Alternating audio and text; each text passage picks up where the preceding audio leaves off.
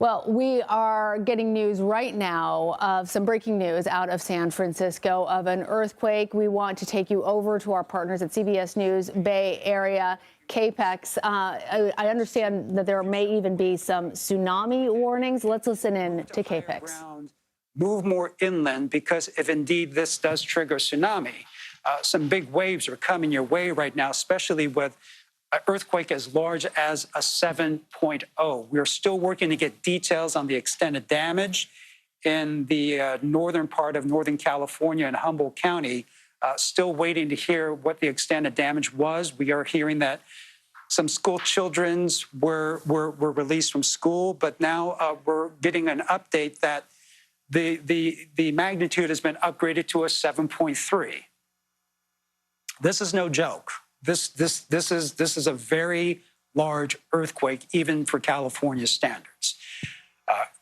Originally listed as a 6.0 to a 6.6, a 7.0, and now a 7.3. I'm getting some notes right now. So we're hearing from meteorologists and some of our weather people as we're waiting for if in fact this did trigger a tsunami. I just received a note that the next high tide in San Francisco, that's going to happen at 1:14 p.m. in the afternoon. I repeat, next high tide in San Francisco, according to the Weather Service, will happen at 1:14 p.m. here in the San Francisco area. So that's a time when we need to keep an eye out for any potential tsunami danger or some high tides or waves hitting the coast of San Francisco. But if you're just joining us right now, looking at a map, what has happened this morning, breaking news out of Humboldt County, the USGA, now the reporting the 7, the 0.3, the earthquake, the Humboldt County area, the good news, the remote area, no houses, the epicenter, there's a second, the just came up, the map, so that is that is some of the shocks that usually come with very large earthquakes. You know, as the earth and the tectonic plates begin to settle themselves, you're going to have additional shaking. So the initial earthquake, 7.3, not sure how large the aftershock there that just popped there up on your screen, but that is a massive earthquake, especially in California standards. We've seen our share of earthquakes from Loma Prieta, from Northridge to the Napa quake. So I'm now hearing it's a 3.3 aftershock. So we're keeping an eye on the coast right now, because that might be the story of this earthquake. If indeed a tsunami warning or a tsunami is triggered by this earthquake, we'll see the waters begin to recede, likely, and then we're going to see the waters, a rush of them coming back over into the beach areas, into the coastal regions. You see a lot of people hanging out on the coast right now. That's probably what they should not be doing at this point. You can see we have some emergency crews and the fire department and first responders now kind of patrolling the area. My guess is they're telling people to evacuate, because the National Weather Service, as we had just mentioned earlier, has issued a tsunami warning. This goes all the way from the San Francisco Bay Area up all the way up to the Oregon border, and looks like it goes past the Oregon border, closer to the state of Washington. We've seen our experiences of what can happen in a tsunami. That's what happened in Japan several years ago, and the dangers of what could happen during a tsunami. The waters will recede and they'll come back even stronger. Looks like we have not, from the looks from our chopper, we have not seen the waters recede, but you can see the first responders now patrolling the coast of San Francisco and the northern California coast right now. Will, do we know, I'm talking to my producer, Will, right now, do we know where this chopper shot is right now? Yeah. So, okay, it looks like it's the San Francisco Fire Department, so I'm guessing this is probably like in the Ocean Beach area that we're looking at, and that is the Great Highway. Can't tell from this vantage point. Okay, so I'm getting confirmation. This is Ocean Beach, and you see the surfers out there, and we know surfers. Anytime there's major waves, they go out even in dangerous situations because they have that adrenaline rush that they want. But probably not a good idea to go toward the coast and to witness what potentially might be a tsunami hitting the Northern California coast at this time. But if you're just joining us right now and you're looking, why are we looking at this beach area? We're looking at the beach area because we are watching to see if indeed a tsunami is going to be triggered by a very, very large earthquake that has just happened off the coast of Northern California. We're also told right now that BART service has stopped in the Transbay Tube. We're not sure if this is because of precautions or if they're checking on damage. Because we do know the earthquake was felt as far south as at least the Bay Area. Wilson Walker telling us the folks at City Hall felt the earthquake here. I can tell you from my experience here at KPIX inside our building, we're up on the 4th floor. We did not feel the earthquake, or at least I did not feel the earthquake when we were on air for our stream service for CBS News Bay Area. But if you are just joining us right now, we have some breaking news. Humboldt County, USGS says a 7.3 magnitude earthquake has just hit north of Portola. This is in a remote area, but it's a 7.3 just south of Eureka. We're now seeing some aftershocks. And I want to bring a scientist into the mix right now. So Jessica Birch is joining us right now. Jess, I'm sure you're monitoring the high tides, the potential of a tsunami. So what can you tell us? What are you seeing from your vantage point? Exactly. Right now, widespread throughout Northern California and into Southern California. This just got upgraded. Originally reported at a 6.0, now a 7.3 magnitude earthquake just offshore of Humboldt County. That's the big reason why the National Weather Service has triggered a tsunami warning that's in effect right now for Humboldt County, stretched down into Napa, Sonoma, all throughout this area, just along that coastline. We continue to keep a close eye on the aftershocks. If you don't mind, Billy, my producer, let's zoom out just a little bit to see the impacts from the tsunami warning, now highlighting all that Bay Shore coastline, anywhere from Bodega Bay down into Half Moon Bay and inside the mouth of San Francisco as well when it comes to those shorelines. This was just at 10:44. Now the time is 11:11. We continue to keep a close eye on those aftershocks. Right now, the USGS has reported a 3.3 in Ferndale just about 5 minutes ago. And on top of that, a 2.5 in Cobb, California, a 5.8 in Cobb, California. This was just about 5-10 minutes ago. And we continue to keep a close eye on this. This is one of the strongest systems, or strongest magnitude earthquakes that we've seen along this coastline in a while, and we're watching the tsunami effects from this. So let's head over to the map real fast. I want to show you what's happening for us over into our California coastline. Within the next 5-10 minutes or so, this should highlight with that tsunami warning, but areas along our coast near Bodega Bay, stretched down along the coast near San Francisco, and along the mouth of the bay too. This includes all of our shorelines. We're under a tsunami warning right now. A magnitude 7.3 earthquake that just got updated from the 7.0 you see on your screen right now. Now reported a 7.3 by the USGS has been reported. There we go. And we'll continue to keep a close eye on that shoreline as the National Weather Service has just issued a tsunami warning anywhere from the California coastline near Humboldt County all the way up into southern Oregon too. Let's get some live looks if possible. This is a very strong magnitude earthquake just offshore of Humboldt County. And the big concern right now throughout these communities, of course, is the tsunami warning that's still in effect currently. I want to show you what's happening for us anywhere from San Francisco all the way up along that coastline. If you're just now tuning in at 10:44 a.m., a magnitude 7.3 earthquake was reported originally at a 6.0. Now it's been upgraded. Let's actually send it over to you guys with more information from the USGS. I'm also going to bring in Reed and Liz, if you guys don't mind coming in right now, just with the reports that you're seeing so far.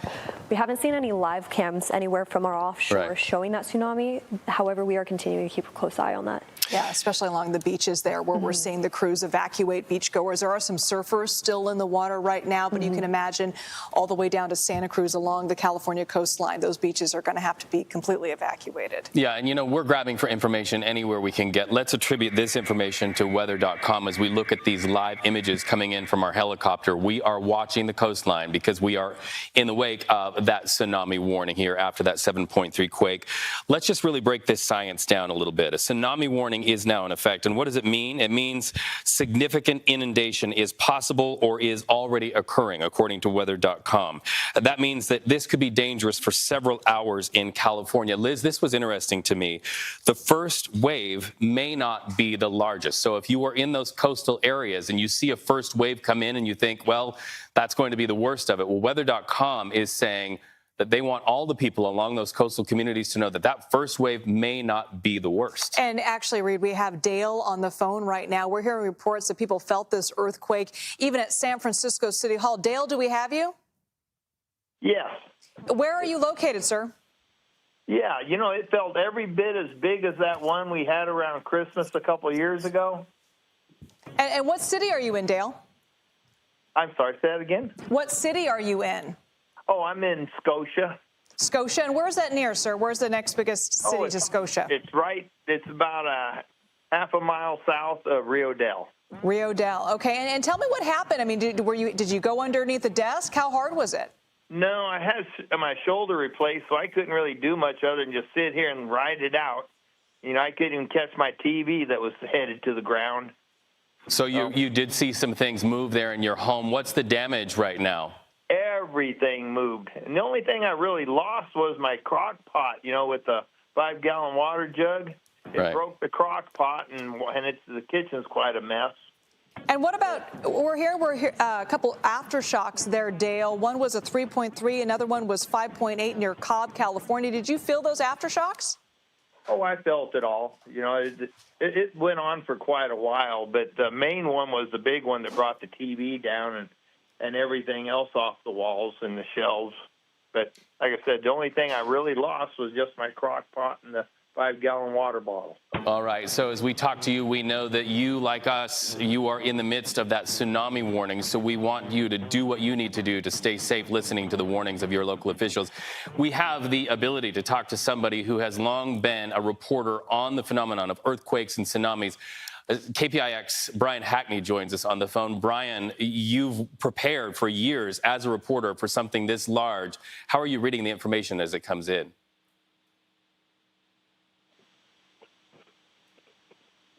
Brian, can you hear us? I can, yes.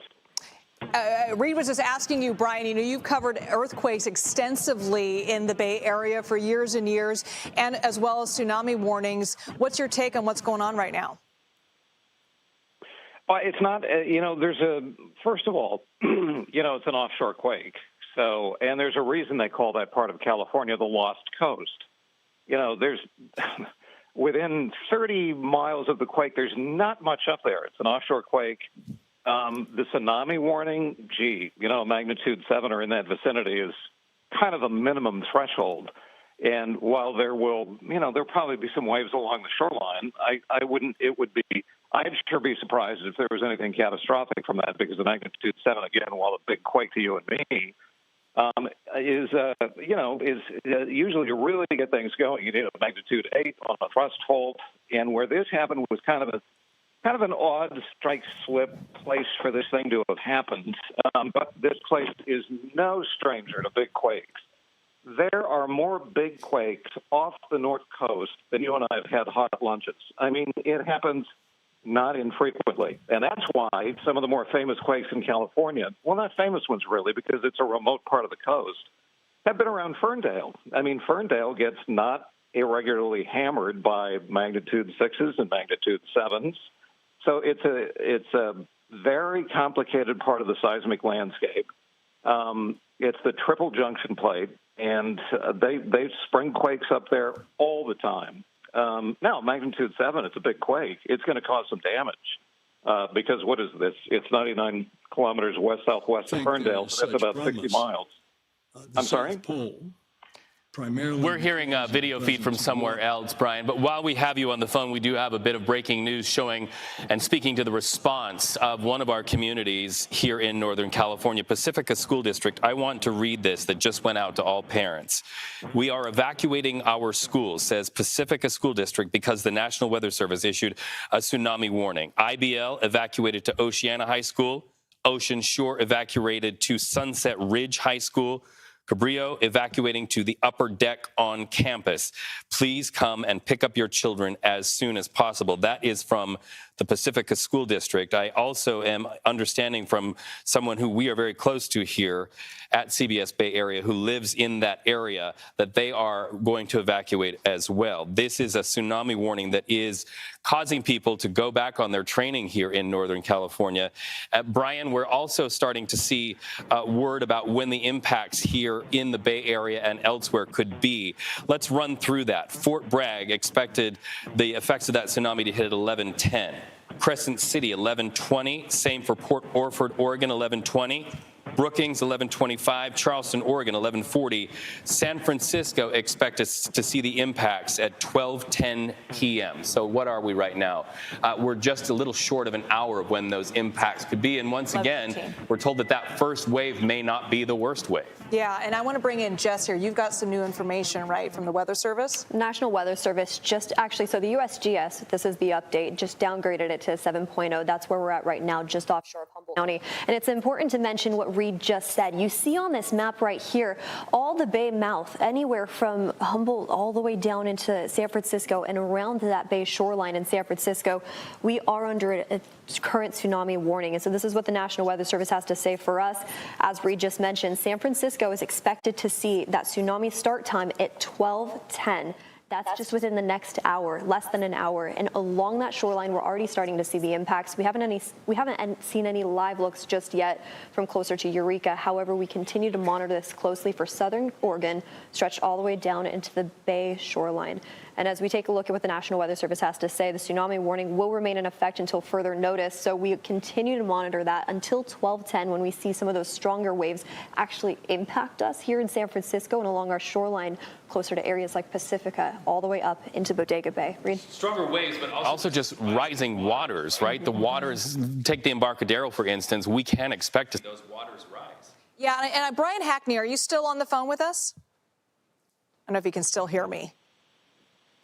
Yeah, I could hear you. Brian, you know, a lot of us are obviously, all eyes are going to be on the shoreline here. Can you give us a little bit of a science lesson as to what we should be looking for in terms of a possible tsunami? You know, you talk about these big waves, but it also is about water receding, correct? Can you kind of walk us through what happens during a tsunami and what we should be looking for?